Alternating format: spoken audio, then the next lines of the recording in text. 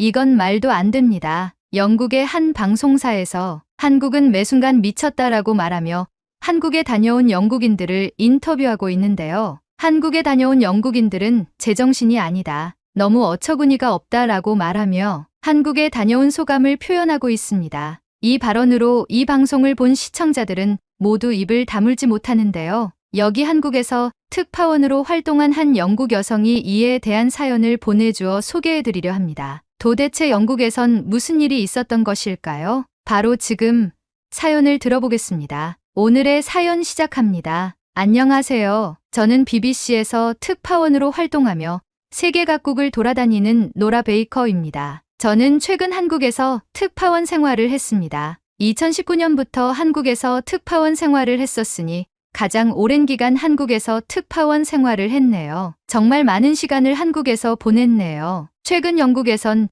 BBC 코리아의 관심도가 대단히 많이 증가하고 있어요. BBC 코리아에서는 한국의 뉴스와 인접국가의 뉴스를 보도하고 각종 이슈들도 여러분께 전달드리는 채널입니다. 저희 BBC는 50여 개의 나라의 해외 특파 협약을 맺고 있죠. 250여 명의 특파원들이 각 나라를 돌며 나라의 이슈와 인접국들의 뉴스를 전하며 전 세계에 관심이 있는 시청자들에게 유익한 정보를 전달하기 위해서 애쓰고 있습니다. 그런데 요즘 들어 BBC 코리아의 조회수와 영상 시청수가 급격히 많아지고 있어요. 제가 몸담고 있는 한국이라는 나라가 이렇게까지 무섭구나라는 것을 직접 체감하고 있죠. 가면 갈수록 핵폭탄 같은 무서움이 있다고 느끼는 나라예요. 저는 여러 나라를 취재하며 무섭다고 느꼈던 적이 한두 번이 아니었거든요. 저는 한국 이전에 특파원으로 갔던 나라가 이탈리아였어요. 이탈리아에서의 특파원 생활을 마치고 고국으로 돌아가 본사에 출근했을 때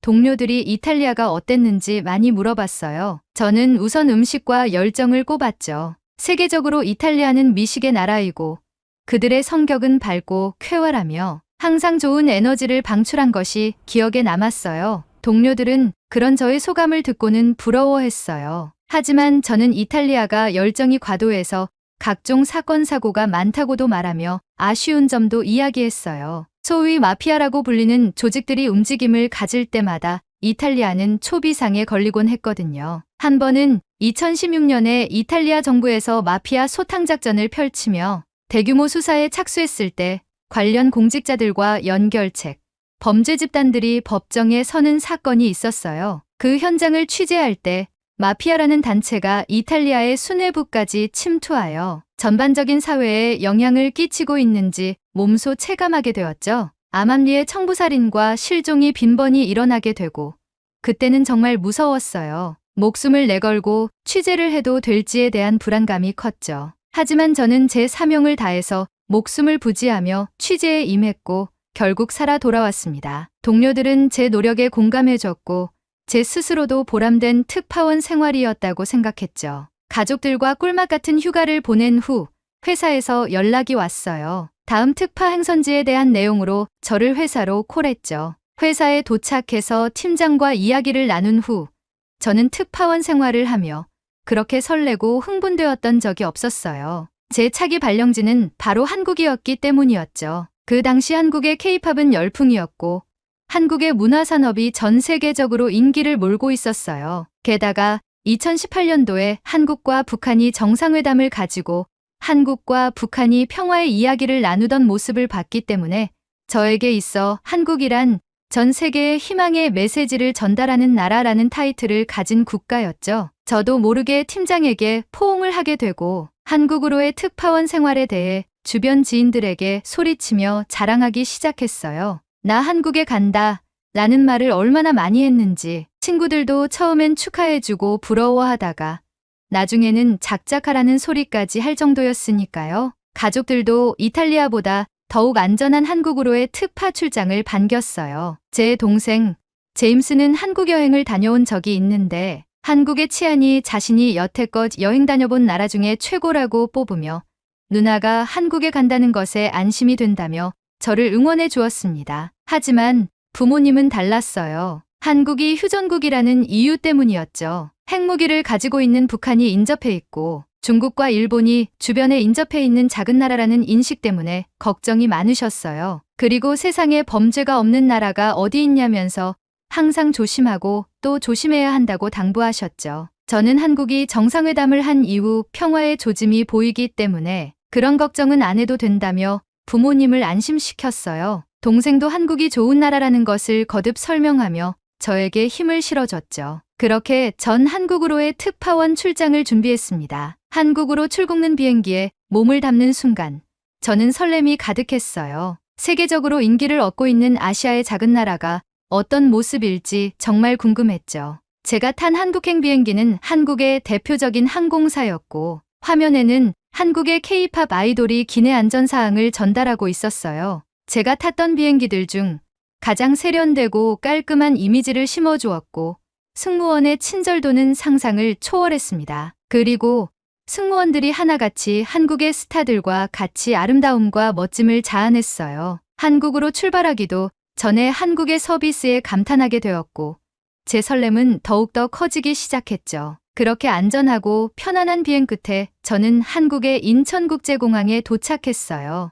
BBC 코리아의 직원들이 입국장에서 저를 맞이해 주었고 저는 벤을 타고 회사로 향했습니다. 창밖으로 보이는 풍경은 인터넷에서 보던 것보다 더 아름다웠고 산과 강이 어우러지고 고층 빌딩들이 줄지어 있는 모습이 한국의 수도라는 느낌을 주었습니다. 영국보다 더 세련된 건물들이 즐비하였고 자연과 어우러진 서울의 풍경이 저를 더욱 설레게 했습니다. 그렇게 저는 서울역 인근의 믹 한국지사에 도착했고 수많은 직원 동료들의 환호를 받으며 한국에서의 특파원 생활이 시작되었죠. 한국에서 특파원 생활을 하며 수많은 일들이 있었습니다. 2020년 봉준호 감독이 영화 기생충으로 오스카를 수상했고 BTS의 버터라는 노래가 빌보드 4주 연속 1위를 하며 한국의 문화 콘텐츠의 위상을 더욱 굳건히 자리 잡았고 그 밖에도 한국의 자체 군사력의 발전 동향 및 국외자의 시점에서 보는 한국의 정치 동향,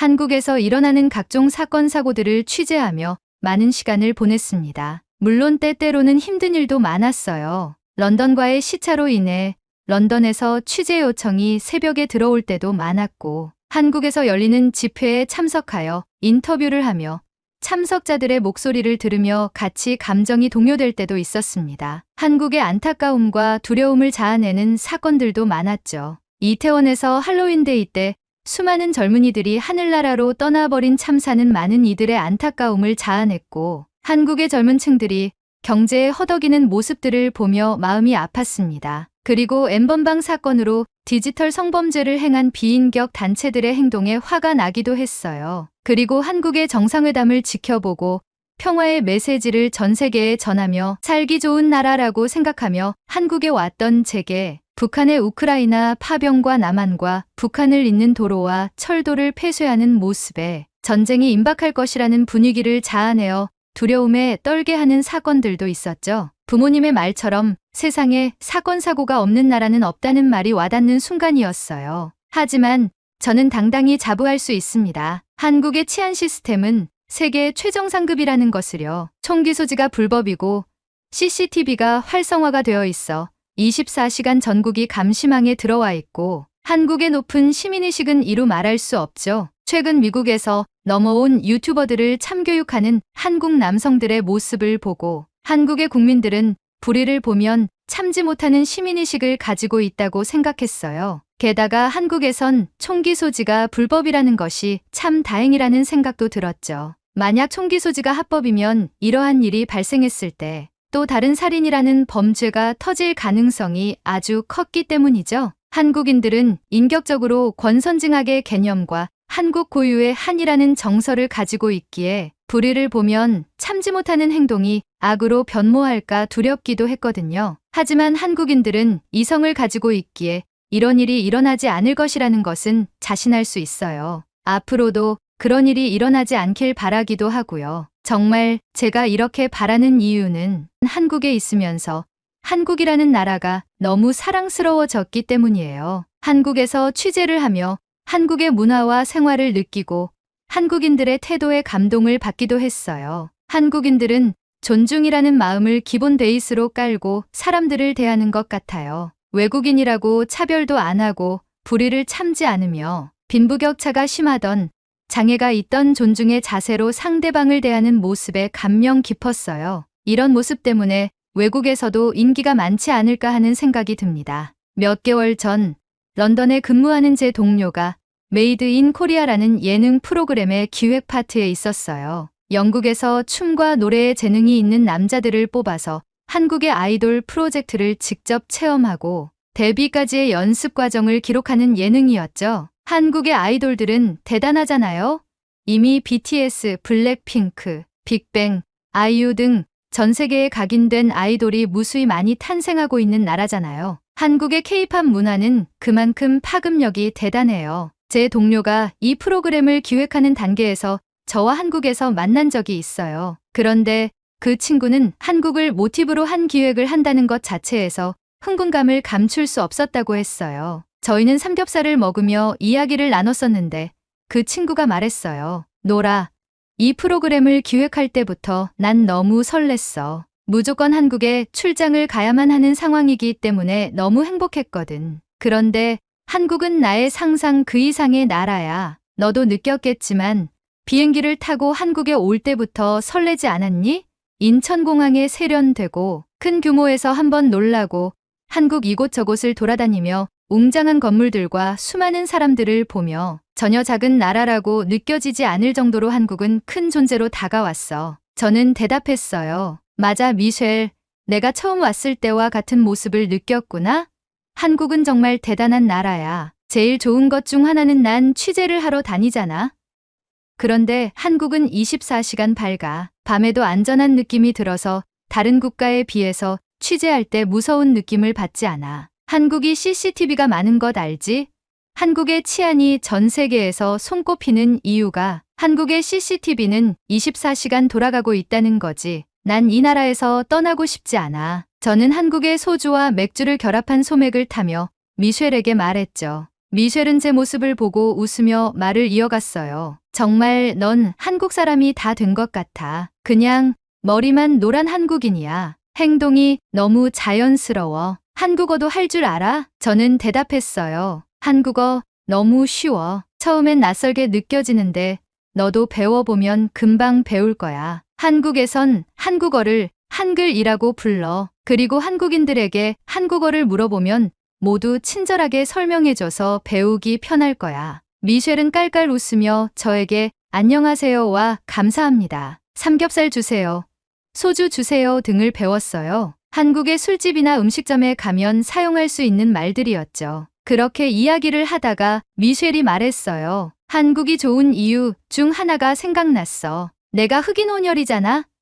그런데 흑인이라고 해서 차별하지 않아. 그냥 한 명의 외국인으로 대하며 친절하게 대하는데 너무 감동받았어. 저도 그 말에 공감했어요. 한국에서 상대방을 존중하는 의미라고 설명하며 예절이라는 단어로 설명했죠. 그리고 전 물었어요. 미셸, 내가 진행하고 있는 프로그램 엄청 대박이 날 것 같아. 어떻게 기획하게 된 거야? 미셸은 맥주잔을 내려놓으며 이야기를 이어갔어요. 영국에서 작년에 보이밴드를 뽑는 오디션을 진행했어. 그래서 5명의 남자들이 뽑혔지. 그들은 디어 앨리스라는 팀명을 갖게 되었어. 너도 알잖아?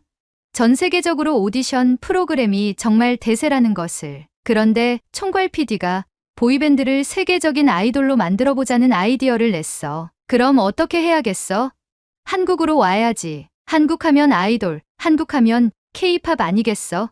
한국의 아이돌 시스템이 우월하니 한국에서 평가받고 트레이닝을 해보자. 한국에서 영국인 남성 그룹으로 한국형 아이돌을 만들어보자. 라는 취지로 기획 단계에 들어가게 된 거지. 그래서 이미 한국의 유명한 아이돌 회사랑 협업 계약도 했고 프로그래머 하기로 했지. 엄청 기대돼. 저는 미셸의 이야기를 듣고 감탄할 수밖에 없었어요. 미국과 유럽의 우수한 음반사들을 뒤로하고 한국에서 아이돌을 만든다는 말을 들었을 때 한국의 위상이 지구를 뚫어버리고 있다는 생각이 들었죠. 저와 미셸은 그렇게 한국 찬양을 하며 행복한 추억을 쌓았었어요. 그렇게 메이드 인 코리아는 성공적으로 프로그래밍이 되었고 한국에서 아침마당 격인 영국의 디스 모닝에서 인터뷰를 진행했는데 시청률이 28%라는 경이적인 기록을 경신했어요. 영국의 젊은 세대들도 한국의 아이돌 시스템과 영국 보이밴드의 성장을 궁금해하며 프로그램을 시청했다고 해요. 이렇듯 한국은 정말 많은 추억을 안겨준 곳이 되어가고 있었죠. 그런데 최근 정말 아쉬운 일이 생기게 되었어요. 한국에서의 특파원 생활을 마무리하고 중국으로 파견 준비를 하라는 상부의 지시가 떨어졌기 때문이었죠. 저는 베이징으로 파견을 가게 되었고 한국에서의 생활을 정리해야만 했습니다. 통보가 내려왔을 때 저와 함께한 한국의 동료들이 모두 입을 틀어막았어요. 저는 특파원 생활은 늘 그런 것이라 아쉬우면서도 대수롭지 않게 느껴졌지만 이번엔 달랐어요. 저와 함께 동고동락한 PD들과 작가들이 눈물을 보이기 시작한 거예요. 저도 그 모습을 보고 눈물이 앞을 가리기 시작했죠. 하지만 현실을 받아들이고 저는 앞으로 나아가야만 했습니다. 팀원들을 달래고 애써 웃으려고 노력했죠. 그 이후로 저는 별도의 취재를 하러 다니지 않고 출근도 하지 않았어요. 정리도 필요할 뿐더러 베이징으로 파견 가기 전 런던으로 귀국할 준비도 해야 했기 때문이었죠. 그렇게 숙소에서 짐을 싸던 도중 제 담당 김 PD가 연락이 왔어요. 노라, 준비는 잘하고 있어요? 당신이 없으니까 허전해요. 저는 그 말을 듣고 마음이 아팠어요. 하지만 제가 슬퍼하면 모두 슬퍼할 것 같아 애써당당하게 말을 이어갔죠. 킴, 나도 너무 아쉬워요. 한국에서 눌러앉고 살고 싶을 정도라서 짐도 제대로 못 싸고 있어요. 짐을 싸다가 창밖을 보면 짐을 싸던 손을 놓게 돼요. 그러자 김 PD는 제게 말했어요. 나와요. 술이나 한잔해요. 제가 보내는 주소로 와요. 저는 알겠다고 말하고 나갈 준비를 했어요. 함께했던 동료가 챙겨주니 고마웠죠. 술 한잔하며 후를 털어버리기 위해 보내준 주소로 갔어요. 그런데 그곳은 평범한 술집이 아니었어요. 마치 집과 같았죠. 요즘 유행하는 로제의 아파트, 노래가 떠오르는 집이었어요. 저는 PD가 나를 집으로 초대한 것인가? 라는 생각으로 전화를 걸었어요. 주소에 도착했는데 아파트예요. 집으로 초대한 거예요? 그러자 김 PD는 내려오겠다고 말했어요. 저는 의문이 든 채 기다리고 있었고 김 PD가 내려왔죠. 그런데 당황스러운 일이 발생했어요. 엘리베이터를 타고 올라가던 도중 김 PD가 눈물을 흘리는 거예요. 저는 그녀를 달래며 말없이 안아주었어요. 그러자 김 PD가 눈물을 닦으며 미소를 지으며 고개를 끄덕였어요. 문 앞에 도착해서 그녀가 비밀번호를 누르고 문을 열어줬어요. 저는 고맙다고 말하며 안으로 들어갔어요. 불이 꺼져 어두웠고 현관에만 불빛이 가득했죠. 중문을 열고 들어가는 순간 놀라운 일이 벌어졌어요. 불이 켜지며 저와 함께 동고동락한 동료들이 고깔모자를 쓰고 풍선을 흔들며 저를 맞이해 주었고 거실에는 BBC 코리아의 최고의 특파원이라는 플랜카드가 붙어져 있었어요. 그리고 곧이어 폭죽이 터지고 케이크를 들고 작가님이 다가왔죠. 케이크에는 제가 취재용 마이크를 잡고 웃고 있는 캐릭터가 꽂혀 있었고 케이크에는 한국의 정을 그대에게 라고 적혀 있었어요. 저는 그것을 보는 순간 눈물이 왈칵 쏟아졌고 소리를 내며 크게 울어버렸어요. 팀원들은 그런 저에게 다가와 저를 꼭 끌어안아주며 수고했어요. 고생 많았어요. 사랑해요. 라는 말을 건네며 저를 달래주었죠. 그리고 저와 함께했던 카메라 감독님이 케이크의 크림을 제 얼굴에 바르며 울지마. 어떤 현장에서나 밝고 당당하던 노라 어디 갔어? 라고 소리를 치기 시작했죠. 금세 분위기는 화기애애해지고 저는 깜짝 서프라이즈 파티를 열어준 팀원들에게 감사의 인사를 드렸어요. 김 PD는 샴페인을 들고 와서 오픈하고 남은 팀원들은 거실의 테이블 위로 음식들을 하나 둘씩 가져오기 시작했죠. 음식들은 하나같이 제가 한국 생활을 하면서 좋아했던 한국 음식들로 가득 차기 시작했어요. 잡채와 갈비, 미역국과 김치전, 그리고 제가 제일 좋아하는 떡볶이, 튀김, 순대 조합까지 모든 게 완벽한 저녁 한상이었어요. 저는 그렇게 팀원들과 특파원으로 활동하면서 경험했던 추억들을 회상하며 즐거운 자리를 가졌어요. 그날 술도 많이 먹어서 하룻밤을 지샌 후 출근하지 않는 몇몇 동료들과 해장으로 국밥까지 마무리하며 저는 기분 좋은 마음으로 집으로 돌아왔습니다. 그리고 전 동료들의 환대를 받으며 런던으로 돌아왔죠. 본사 팀원들과 가족들이 저를 반겼고 한국에서의 생활을 엄청 궁금해했습니다. 저는 마지막에 한국인들의 정이라는 것을 느끼고 왔다고 말하며 이 부분에 대해 엄청 자세히 얘기해 주었죠. 팀원들과 가족들은 이 얘기를 듣고 한국으로 파견 가길 정말 잘했다고 말하고 몇몇은 부럽다고도 말했습니다. 저는 한국이라는 나라는 인생에 한 번은 꼭 가야만 하는 나라라고 한국 자랑을 입이 부르트도록 하고 다녔어요. 그만큼 한국이라는 나라는 저에게 제2의 고향처럼 자리 잡았습니다. 가족들과 모처럼 모여 저녁 식사 자리를 갖게 되어 식사를 하던 중 어머니가 제게 물었어요. 다음 파견 가는 나라가 중국이라던데 어디로 가는 거니? 저는 베이징으로 간다고 했고 기간은 미정이라고 했어요. 그러자 어머니는 제게 걱정 어린 말투로 말했어요. 중국인들이 유럽 여행을 오면 좋지 않은 모습들을 많이 보여줘서 그 나라의 중심부로 간다는 게 썩 내키지는 않다. 그리고 거긴 공산주의 이념이 강한 국가이니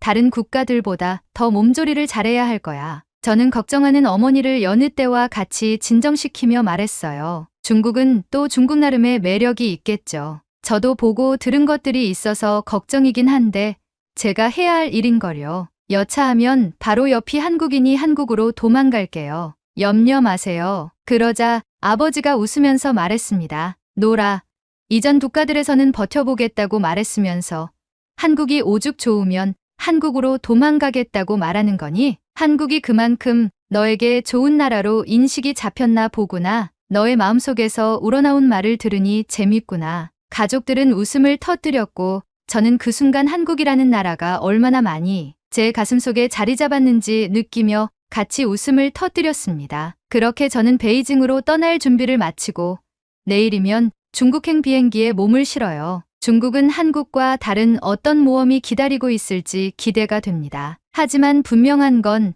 한국보다 행복한 생활이 될 것 같진 않아요. 저와 함께했던 PD님과 작가님, 그리고 생생한 현장을 제공하기 위해 노력한 나의 팀이 있었기에 한국에 있는 순간만큼은 행복 그 자체였습니다. 한국을 취재하며 한국의 문화도 경험하고 한국의 음식도 맛보았고 때론 PD님이 뉴스 소스를 제게 일임하며 제가 진심으로 궁금했던 한국의 모습들도 자유로이 취재하며 같이 만들어가는 행복을 경험했습니다. 하지만 중국의 언론은 제약이 많고 매스컴을 단속한다는 얘기도 무성해서 걱정이 더 앞서는 것은 사실입니다. 특파원 생활 중에 스트레스가 쌓이면 한국으로 여행을 떠나야겠어요. 그만큼 한국은 제 마음속에 평안을 주는 나라가 되어버렸습니다. 이젠 관광객으로 한국인 여러분께 인사드리도록 할게요. 한국에서 보내준 정을 가슴 깊이 간직한 채 또 볼 수 있는 날이 오길 기대합니다. 아 참, 그리고 제 친구가 기획했던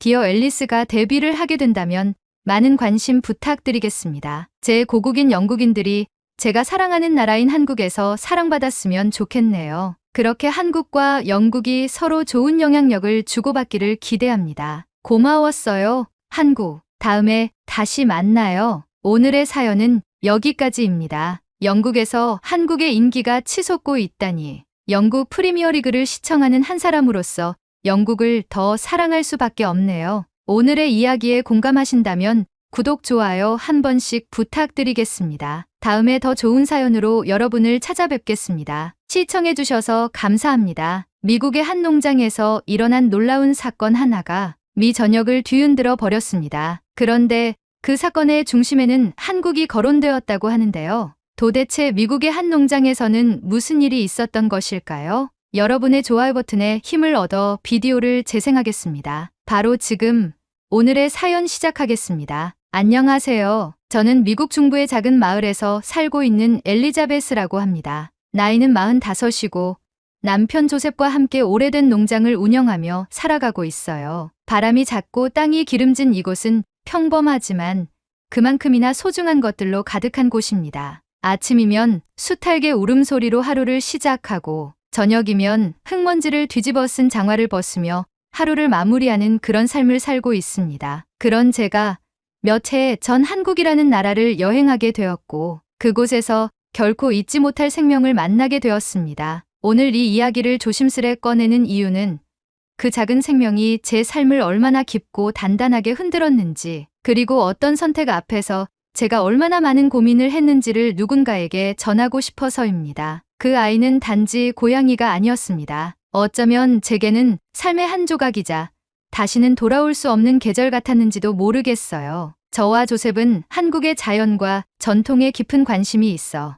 오래전부터 한 번쯤은 가보고 싶다는 이야기를 나눠왔습니다. 그리고 마침내 시간과 여유가 허락되었을 때 조용한 결심처럼 여행길에 올랐어요. 서울에서 며칠 머문 뒤 사람들의 발길이 드물다는 전라남도의 한 산골 마을 근처로 향했습니다. 목적지는 산중턱에 자리한 작은 사찰이었고 저희는 그곳으로 이어지는 오솔길을 따라 조용한 트레킹을 즐기고 있었습니다. 햇살이 부드럽게 내리쬐던 어느 오후 그 숲길 한가운데서 울음소리를 들었을 때만 해도 그저 잠시 스쳐 지나갈 사건일 거라고 생각했습니다. 하지만 그 울음은 점점 더 가까이서 들려왔고 무언가를 애타게 부르고 있는 것 같았어요. 조셉과 저는 동시에 발걸음을 멈췄고 눈빛을 나눈 후 조심스레 그 소리를 따라 걷기 시작했습니다. 그곳엔 낙엽더미 사이에 작고 여윈 생명 하나가 숨어 있었습니다. 갈색과 회색이 뒤섞인 털은 젖어 있었고 눈빛은 경계심과 공포로 가득 차 있었지만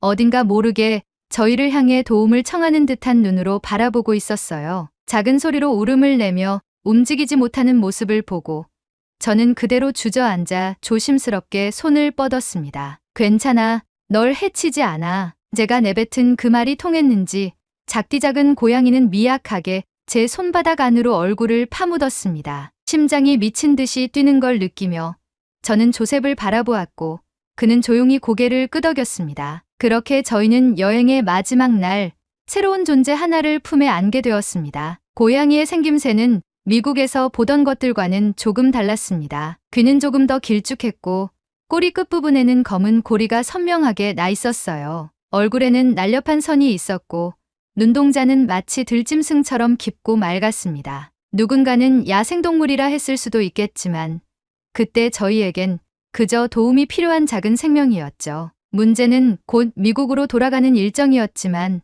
포기할 수는 없었습니다. 인근 동물병원을 찾아가 기본적인 검진과 예방접종을 받게 했고 여행 일정을 하루 미뤄서라도 필요한 모든 서류와 검역 절차를 마친 끝에 이 작고 용감한 생명을 함께 데려가기로 결심했습니다. 귀국 후 농장에 도착한 첫날부터 이 작은 고양이는 마치 그곳이 원래 자신의 터전이었던 것처럼 익숙하게 주변을 돌아다니기 시작했습니다. 낯선 환경에서도 전혀 위축되지 않았고 다른 고양이들과도 빠르게 적응해 나갔습니다. 농장에는 원래부터 고양이들이 여럿 있었기 때문에 이 아이 또한 자연스럽게 그 무리에 섞일 수 있을 거라 생각했습니다. 하지만 며칠이 지나고 저는 이 작은 생명이 다른 고양이들과는 조금 다르다는 것을 느끼기 시작했습니다. 처음엔 단지 적응력이 빠르다고 생각했지만 그것만이 아니었습니다. 이 고양이는 눈에 띄게 빠르게 자랐고 다른 고양이들이 감히 넘보지 못할 높은 지붕 위로 훌쩍 뛰어오르기도 했습니다.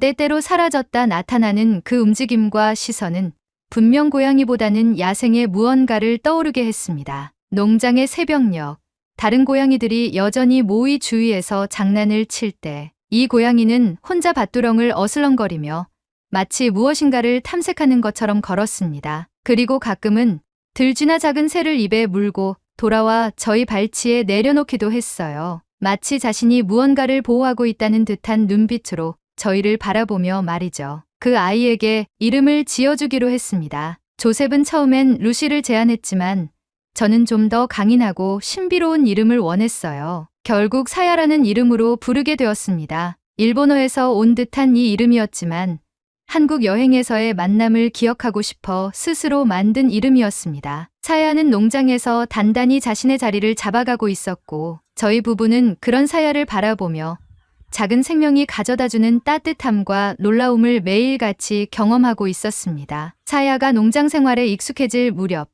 저희는 예상치 못한 문제에 직면하게 되었습니다. 여느 해와 다름없이 봄을 준비하던 어느 날부터 수로 주변에서 이상한 흔적들이 보이기 시작했어요. 토사가 무너지고 배수로가 막히며 농작물 뿌리가 손상된 흔적도 곳곳에 생겼습니다. 처음에는 단순한 자연 훼손으로 생각했지만 조셉은 뭔가 이상하다고 느꼈는지 새벽마다 밭과 수로를 돌기 시작했습니다. 그리고 며칠 뒤 조셉은 물기가 흥건한 밭머리에서 불쑥 모습을 드러낸 낯선 생물 하나를 마주쳤습니다. 어둠 속에서도 선명히 보였던 붉은 눈동자와 날카로운 앞니, 두툼한 갈색, 털을 가진 짐승은 마치 쥐와 수달의 중간쯤 되어 보였다고 했습니다. 그것은 바로 뉴트리아였습니다. 한때 애완용이나 모피용으로 들여왔다가 야생으로 풀려난 이종 외래종이었죠. 빠르게 번식하며 수로와 농작물에 심각한 피해를 입힌다는 뉴스는 종종 들었지만 저희 마을에까지 모습을 드러낼 줄은 몰랐습니다. 처음엔 그저 한두 마리쯤 되겠거니 했지만 곧 상황은 통제 불가능한 지경으로 번졌습니다. 조셉이 밭에 설치한 작은 무인 카메라에는 밤마다 서너 마리씩 몰려다니는 뉴트리아 떼가 포착되었고 그들이 밭을 파헤치고 비닐을 물어뜯으며 물기를 훼손하는 모습이 고스란히 담겨 있었습니다. 뿌리째 뽑힌 옥수수 모종과 무너진 고랑들을 바라보며 저희는 망연자실해졌습니다. 조셉은 급하게 인부 몇 명을 불러 포획망을 설치하고 철망 울타리를 둘렀지만 뉴트리아들은 영리하고 빠른 동물이었습니다. 며칠 사이에 함정의 위치를 파악해 피하고 더 넓은 지역으로 이동하며 피해를 확산시켰습니다. 저희가 심혈을 기울여 가꾼 밭은 갈수록 망가졌고 농장 인근의 개울가 역시 진흙탕처럼 변해갔습니다. 어쩌다 마당 한복판에 죽은 채 놓인 병아리를 발견했을 땐 그 작은 생명이 짓밟힌 듯한 흔적에 숨이 막힐 지경이었죠. 사태가 절정에 이르렀던 것은 한밤중에 갑자기 들려온 날카로운 비명소리 때문이었습니다. 그 울음은 너무나 뾰족하고 처절해서 순간 저는 사람의 비명이라고 착각할 정도였어요. 잠에서 깬 조셉과 저는 무언가 심상치 않다는 걸 직감하고 손전등을 챙겨 마당으로 달려나갔습니다. 거센 바람이 어두운 들판을 훑고 지나가던 그 순간 손전등 불빛이 비춘 곳에 기묘한 광경이 펼쳐져 있었습니다. 마당 한가운데에 죽은 뉴트리아들이 4-5마리 널브러져 있었고 그들의 몸 곳곳엔 날카로운 이빨 자국과 긁힌 상처가 선명히 남아 있었습니다. 그리고 그 상처는 누가 보아도 자연적인 사고로 인한 것이 아니었습니다. 본능적으로 겁이 덜컥 났고 무엇이 이런 일을 벌였을까 생각하던 순간 옥수수밭 쪽에서 인기척이 들렸습니다. 그곳에서 모습을 드러낸 건 다름 아닌 사야였습니다. 입가에는 선홍빛 흔적이 남아 있었고 눈빛은 날카로우면서도 침착했습니다. 작고 여윈 새끼였던 사야는 어느새 성숙한 맹수의 기운을 풍기고 있었고 그날 밤 이후로 저희는 사야가 단지 고양이가 아니었을지도 모른다는 생각을 하게 되었습니다. 사야는 뉴트리아 떼가 드나드는 길목을 파악하고 마치 사냥꾼처럼 그들을 한 마리씩 처리해 나갔습니다. 다음 날 아침 저는 마당 구석에 가지런히 놓인 뉴트리아 사체들을 보며 어딘가 숙연한 마음이 들었습니다. 그것은 단순한 짐승의 공격이 아니라 마치 농장을 지키겠다는 어떤 의지를 담은 행위처럼 느껴졌어요. 조셉도 말없이 고개를 끄덕였고 저희는 그날 이후 사야의 움직임을 유심히 지켜보기 시작했습니다. 사야는 해질 무렵이면 밭 가장자리로 향했고 새벽이면 이슬에 젖은 발을 하고 조용히 돌아왔습니다. 움직임은 민첩했고 눈빛은 결코 흐트러지지 않았습니다. 마치 자신이 맡은 역할을 알고 있는 존재처럼 그 아이는 조용히 사라진 위협을 뒤로한 채 평소의 자리에 앉아 햇살을 쬐었습니다. 놀라운 일은 그것만이 아니었습니다. 이웃 농장의 제이슨 부부가 어느 날 저희 농장을 방문했을 때 제이슨은 마당에 나란히 놓인 뉴트리아 사체들을 보고 감탄을 금치 못했습니다. 이 고양이가 한 거라고요?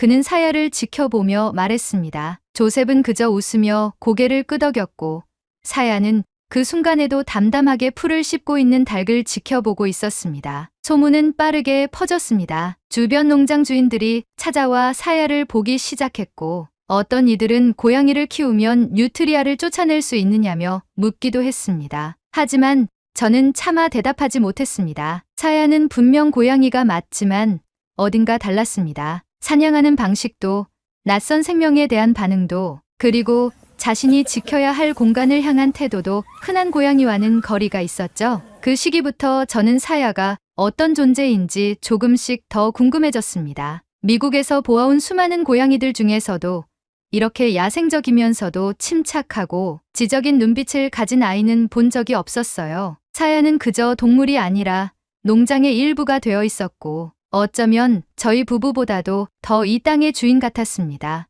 농장은 다시 안정을 되찾았고 수로는 다시 흐르기 시작했습니다. 여전히 몇몇 뉴트리아는 출몰했지만 사야는 단 한 번도 자신의 감시망을 벗어나게 두지 않았습니다. 저희는 점점 안도했고 마음 깊은 곳에서는 사야에게 은밀한 경외심마저 느끼게 되었습니다. 사야가 농장을 지키는 모습을 지켜보며 저는 점점 더 이 작은 존재에 대한 애착을 느끼게 되었습니다. 마치 오래전부터 저희 곁에 있어 왔던 것처럼 사야는 농장의 일상에 완전히 스며들어 있었습니다. 사야가 밭 끝자락을 향해 천천히 걸어갈 때면 저도 모르게 뒤를 따라가곤 했고, 해질녘이면 사야가 어슬렁거리는 풍경을 바라보는 것만으로도 하루의 피로가 씻기는 듯한 기분이 들었어요. 하지만 동시에 마음속에는 설명하기 어려운 묘한 감정이 자라나고 있었습니다. 사야는 고양이보다 크고 움직임은 너무나 민첩했으며 사냥 방식은 도저히 가정용 고양이라고는 믿을 수 없을 정도로 치밀하고 정교했습니다. 그 아이를 처음 안고 왔을 때의 기억을 되짚으며 저는 그 존재의 정체에 대해 진지하게 고민하기 시작했습니다. 그 의문은 어느 날 아주 뜻밖의 방식으로 풀려버렸습니다. 그날은 봄비가 촉촉히 내리던 토요일이었습니다. 근처 농장에서 일하는 제이슨 부부가 간단한 농사 도구를 빌리러 들렀고 마침 티를 마시며 잠시 이야기를 나누게 되었습니다. 제이슨의 아내는 조용하고 온화한 인상의 한국인이었습니다. 이름은 유진이었고 미국에 온 지는 꽤 되었지만 여전히 고국의 자연과 동물에 대한 애정을 깊이 간직한 분이었습니다. 유진은 마당 한가운데에서 낮잠을 즐기던 사야를 바라보다가 문득 자리에서 일어났습니다. 그녀는 눈을 가늘게 뜨고 조심스럽게 다가가더니 낮은 목소리로 말했습니다. 이 고양이 혹시 어디서 데려오신 건가요? 저는 여행 중 한국의 산길에서 만났던 그날을 조심스레 설명했습니다. 유진은 제 말을 가만히 듣고 있다가 조용히 한마디를 내뱉었습니다. 이건 고양이가 아니라 살 같아요. 그 말을 들은 순간 저는 무슨 말인지 이해하지 못했습니다. 익숙지 않은 단어였고 저는 유진을 바라보며 다시 물었어요. 살기요? 그게 어떤 동물인가요? 유진은 휴대폰을 꺼내 들더니 한국 살기라는 단어를 검색해서 제게 사진을 보여주었습니다. 그 사진 속에는 제가 아는 사야와 너무도 닮은 동물이 있었습니다. 뺨에서부터 이어지는 검은 줄무늬, 뚜렷한 귀 끝, 황금빛 눈동자와 길쭉한 체형. 사진과 사야를 번갈아 보며 저는 순간 숨이 막히는 듯한 기분을 느꼈습니다. 유진은 이어 설명했습니다. 살근 한국에서 멸종위기 야생동물로 지정된 천연기념물이라고 했습니다. 도심에서는 보기 힘든 야생동물이며 산속 깊은 곳에서만 살아가는 존재라고 했죠. 인간을 피하고 서식지가 점점 줄어들면서 그 수가 급격히 줄고 있다는 이야기까지 들려주었습니다. 그녀의 말 한마디 한마디가 머릿속을 울렸습니다. 그 아이가 흔한 고양이가 아니었다는 걸 어렴풋이 느끼고는 있었지만 그것이 이렇게 엄중한 의미를 지닌 존재일 줄은 몰랐습니다. 저는 말을 잃고 사야를 바라보았습니다. 사야는 언제나 그랬듯이 무표정한 얼굴로 느긋하게 몸을 핥고 있었고 그 모습이 오히려 더 낯설게 느껴졌습니다. 그날 밤 저는 잠을 이루지 못했습니다. 조셉은 여전히 평온한 얼굴로 사야를 바라보며 말했습니다. 우리가 돌본 게 잘못은 아니잖아. 어디든 사야보다 더 안전한 곳이 있을까? 하지만 저는 쉽게 고개를 끄덕일 수 없었습니다. 제 품에서 자라고 제 발치에서 잠들던 그 아이가 실은 인간이 보호하고 지켜야 할 야생의 일부였다는 사실이 너무도 무겁게 다가왔습니다. 그 존재를 모르고 데려온 것이었다 해도 지금 알게 된 이상 저희가 계속 곁에 두는 것이 과연 옳은 일일까 하는 의문이 고개를 들기 시작했습니다. 며칠 동안 저는 관련된 자료를 찾기 시작했습니다. 미국과 한국의 야생동물 보호 규정, 살개 생태와 행동 습관, 그리고 국제적인 보호동물 이송 절차까지 하나하나 읽어나갔습니다. 그 과정은 쉽지 않았고 많은 혼란과 갈등이 뒤섞인 시간이었습니다. 내가 지켜주고 싶었던 존재가 실은 제가 붙잡고 있어서는 안 될 존재라는 생각이 점점 더 뚜렷해졌습니다. 사야는 여전히 예전과 다름없이 저를 따랐고 밤이면 베란다 난간에 앉아 달을 바라보곤 했습니다. 그 아이의 눈 속에는 여전히 어떤 외로움과 본능이 동시에 담겨 있었습니다. 그리고 저는 어느 순간부터 그 눈빛을 마주보는 것이 조금씩 버거워졌습니다. 사랑했지만 그 사랑이 누군가에게는 족쇄가 될 수 있다는 것을 이제는 알게 되었기 때문입니다. 결국 저는 결심했습니다. 사야를 보내야 한다고, 본래 있어야 할 곳으로 돌아가게 해야 한다고요. 그 결정은 마음을 찢는 일이었고 조셉도 한동안 아무 말 없이 깊은 한숨만 내쉬었습니다. 하지만 저희는 사야가 본래의 삶으로 돌아가는 것이야말로 그 존재에게 드릴 수 있는 마지막 예의라고 믿기로 했습니다. 그 후로 저는 관련 동물보호 단체에 연락을 취했고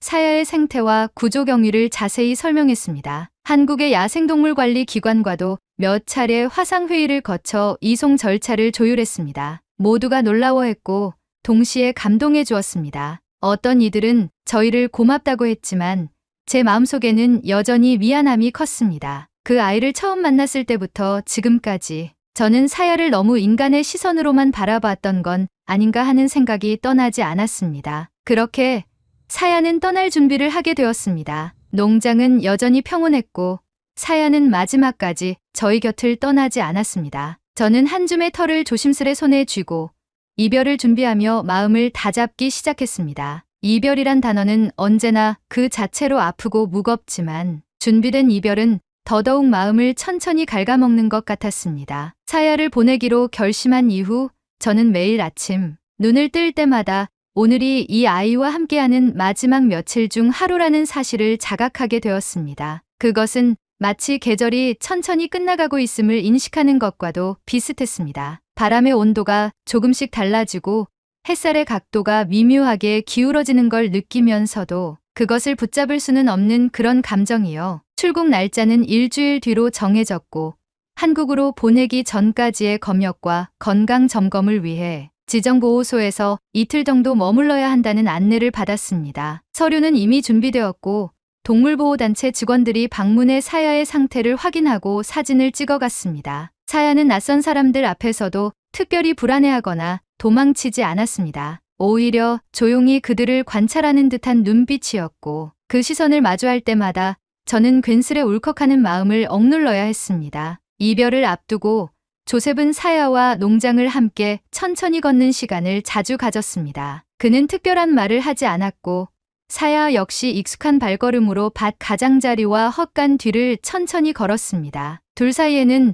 오히려 말보다 깊은 무언가가 흐르고 있었어요. 그 조용한 교감의 풍경을 멀리서 바라보며 저는 마음속에서 이제 정말 보내야 할 시간이라는 문장이 천천히 자리를 잡아가는 것을 느꼈습니다. 출국 당일 저희는 새벽 일찍 공항으로 향했습니다. 동물보호단체에서 준비해준 이동 케이지 안에 사야를 조심스럽게 넣으면서 저는 마지막으로 그 아이의 눈을 마주 보았습니다. 깊고 고요한 황금빛 눈동자 속에는 익숙한 침착함이 담겨 있었고 저는 그 눈빛에 더 이상 눈물을 삼킬 수 없었습니다. 고맙고 미안해. 정말 많이. 제 목소리는 거의 들리지 않을 정도로 떨렸습니다. 사야는 한동안 저를 바라보다가 천천히 눈을 감았고 마치 모든 걸 알고 있다는 듯한 표정이었습니다. 조셉은 말없이 제 어깨를 감싸 안았고 저희는 그대로 한참을 서 있었습니다. 비행기 탑승 시간에 맞춰 동물 담당 직원들이 케이지를 옮겨가고 사야는 조용히 저희의 시야에서 멀어졌습니다. 그 순간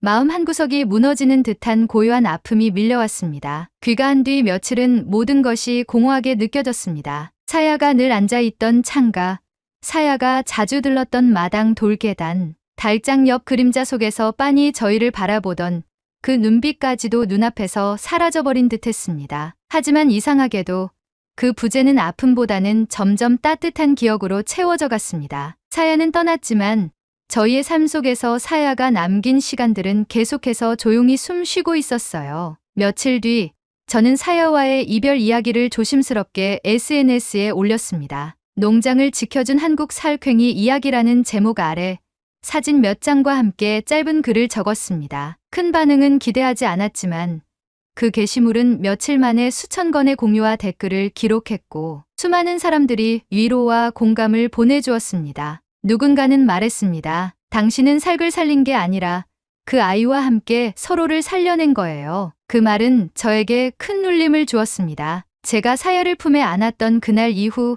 사실은 저희가 보호받고 있었던 것은 아닐까 하는 생각이 들었습니다. 사야가 저희 농장을 지켰던 것처럼 그 아이는 어쩌면 조셉과 저의 마음을 지켜주고 있었는지도 모릅니다. 낯선 땅에서 온 작은 생명이 우리의 가장 평범한 일상에 의미를 불어넣어 주었다는 사실이 이제는 너무도 선명하게 느껴졌습니다. SNS를 통해 알게 된 몇몇 농장 운영자들은 저희에게 연락을 주기도 했습니다. 미국 중부에서 외래종으로 인한 피해를 겪고 있는 곳들이 많았고 한국 살게 대해 관심을 보이는 이들도 적지 않았습니다. 물론 저는 조심스럽게 대답했습니다. 그 아이는 우리에게 온 선물이었지만 결국 고향으로 돌아간 거예요. 저는 그 말을 할 때마다 왠지 모르게 가슴이 먹먹해졌습니다. 지금도 마당 한켠에는 사야가 마지막으로 사냥해 놓고 떠난 작은 흔적들이 남아 있습니다. 한 줌의 털이 여전히 마른 풀 사이에 남아 있고 옥수수밭 끝에는 사야가 좋아하던 작은 돌 하나가